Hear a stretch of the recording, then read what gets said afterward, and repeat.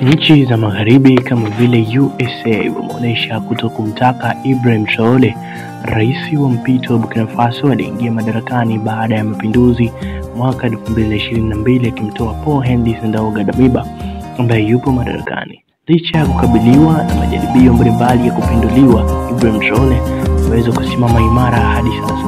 Hivi karibuni Marekani imemshtumu Ibrahim Traore kuwa anafanya matumizi ya dhahabu kwenye kujilinda na sio kwa jadi au kwa ajili ya wananchi.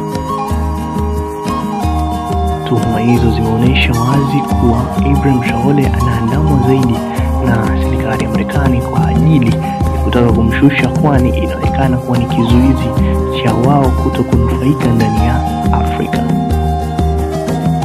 Hii ni kutokana na sababu ya Ibrahim Traore kutaka kuunganisha Afrika kwa moja ya bara lenye muungano na bara moja italotumia sarafu moja na ushirikiano mkubwa, lakini pia kutokutumia wala kutegemea nchi za magharibi katika uchumi na kukuza uchumi wa Afrika.